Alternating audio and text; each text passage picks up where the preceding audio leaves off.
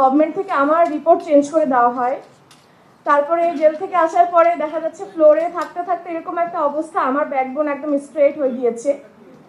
সেইখানে নারীদের যে সমস্যা দেখা যাচ্ছে যে বেশিরভাগ নারী হচ্ছে বিনা দোষে এসেছে, মাদক মামলায় যারা আছে তাদের ক্রাইটেরিয়াটা একটু বেশি, বা চুরি ছিনতাই, কারণ তারা পেটের দায়ে কাজগুলো করতে যায়।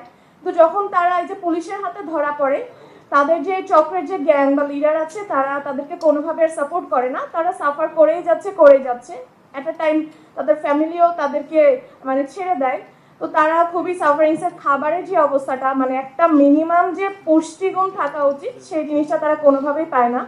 স্যানিটাইজেশনের ব্যবস্থা বলতে বা একটা ওয়াশরুম 45 জন ইউজ করে, তাও সেটা দিনের বেলা ইউজ করতে দেওয়া হয় না, শুধু রাতের বেলা লক আপের পরে ইউজ করতে দেওয়া হয়।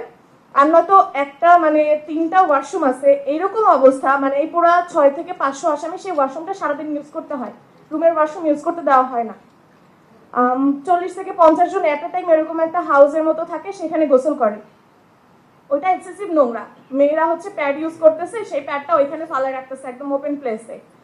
তো যারা হচ্ছে বাসা থেকে যাদের টাকা পয়সা দেয় তাদের তো যাই, কিন্তু জেলখানায় মেয়েদের প্যাড দেওয়া হয় না, মানে যেটা সরকার থেকে দেওয়া উচিত সেই জিনিসটা কোনোভাবেই দেওয়া হয় না।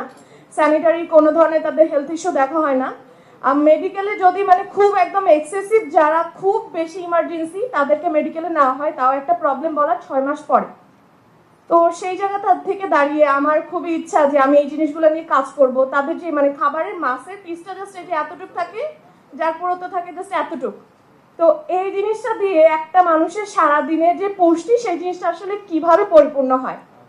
5 থেকে 6 ধরনের সবজি দেওয়ার কথা, সেই জিনিসটা দেওয়া হয়, কিন্তু এক প্রকার অখাদ্য। বাজার থেকে যে উচ্ছিষ্ট একদম সবজিগুলো থাকে সেই জিনিসগুলো নিয়ে আসা হয়, সবজির থেকে পোকা বের হয়, সবজির থেকে এরকম গন্ধ যে একজন সাধারণ মানুষ সেই সবজিটা মুখে তুলে খেতে পারবে না। সপ্তাহে একদিন সুজি দেয় আর দুধ দিয়ে করে, তো সুজির থেকেও পোকা বের হয়, দুধ পাওয়া যায় না, প্রচুর পরিমাণে গন্ধ। গমের আটা দেওয়া হয়, সেই আটার থেকেও গন্ধ আর বালি কিচকিচ করে। তো মানুষ যে আসলে কিভাবে জেলখানায় বেঁচে থাকে, মানে বেঁচে থাকাটা হচ্ছে সবচেয়ে বড় কথা জেলখানার মধ্যে। তো আমার মনে হয় যে যারা এই সংশ্লিষ্ট আছে এই নারীদেরকে নিয়ে কাজ করা বা কথা বলাটা উচিত। তারপর ওনাদের যে সাফারিংস গুলা বা যেভাবে টর্চার করা হয়, তারা চাইলেও হচ্ছে মুখ খুলতে পারে না। আচ্ছা, এইটা বলে আমি একটা জিনিস অ্যাড করবো জেলখানার ব্যাপারে, যে আইজি প্রিজনার বা ডিআইজি যারা যায় তাদেরকে কিন্তু নর্মাল আসামিদের কাছে যেতে দেয় না, তাদেরকে ফিক্সড কিছু জায়গা ঘুরায় নিয়ে যেখানে ডেভেলপমেন্ট বা যারা কথা বলতে না পারে তাদের কিন্তু এই জায়গাগুলো দেওয়া হয়, নর্মাল আসামিদের কাছে তাদেরকে যেতে দেওয়া হয় না, যাতে হচ্ছে এই জিনিসগুলো প্রকাশ না পায়। ঠিক আছে?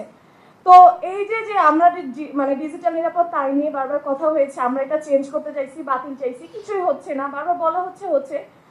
তো সেই জায়গা থেকে আমার মনে হয় যে যেহেতু নারীর গণতন্ত্রের কথাটা বলা হয়েছে, আমার মনে হয় এখানে প্রত্যেকটা নারীর নিজের থেকে স্টেপ নিয়ে এগিয়ে আসাটা উচিত। আমার অধিকার যতক্ষণ পর্যন্ত আমি আদায় না করবো তারা আমাদেরকে কেউ দিবে না। আমরা যোগসু রাখসু সব জায়গায় দেখেছি মেয়েরা অংশগ্রহণ করেছে, সেটা আমি সাধুবাদ জানাই, কিন্তু আপনি সুপার 3-তে দেখেন কয়টা মেয়ে কাজ করছে। ইভেন আমার যে এতদিন আমি চুপ ছিলাম বা বসেছিলাম, আমি রাজনীতি আসিনি, আমি সবকিছু পর্যবেক্ষণ করলাম, তো দেখা গেলো যে আমার মনে হয়েছে যে আমার যোগসুটা করা উচিত। তো যোগসু করার এই অবস্থা থেকে আমি যখন বিভিন্ন রাজনৈতিক প্ল্যাটফর্মের সাথে কথা বললাম, তারা আমাকে ইনডিরেক্টলি এটা বুঝালো যে তুমি মেয়ে মানুষ, তোমার সুপার 3-তে আসার দরকার নেই, তুমি সম্পাদিকা একটা পোস্ট করো। তো সেই জায়গা থেকে আমি সরে আসছি, হয়তো আমি যেখানে সম্মান পাবো সেখানেই যাব।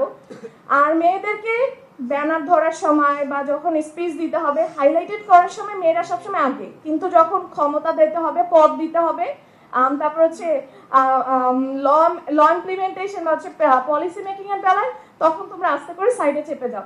তো আমার মনে হয় এই কারণে হচ্ছে বিশেষ করে মেয়েরা অনেক পিছিয়ে গিয়েছে, আমার মতো মেয়েরা। তো এই সকল জায়গার দিক থেকে আমার মনে হয় প্রত্যেকটা মেয়ের নিজের ফাইট করা উচিত। আর আমি আসার পরে গত 1 মাসে যে কি পরিমাণে সাইবার বুলিং বা ট্যাগিং বা ব্যাশিং এর যে শিকার হয়েছে আমার ইউনিভার্সিটি গ্রুপগুলোতে, মানে বলার মতো না, এক একজন এক এক ধরনের নোংরা ভাষা, নোংরা ধরনের কথাবার্তা, মানে এই জীবনে প্রথমবার আমি ফেস করলাম যে আসলে এই জিনিসগুলো কি হয়। আমি আসলে রাজনীতিতে এখনো আসিই নাই, জাস্ট বলছি যে যোগসুখ করবো। তো এই দিক থেকে মন্ত্রণালয় হোক বা যারা এই রিলেটেড, আমার মনে হয় যে আইনগুলো আরেকটু স্ট্রং করা, মানে যেই দিকে করা উচিত সেই দিকে করুক।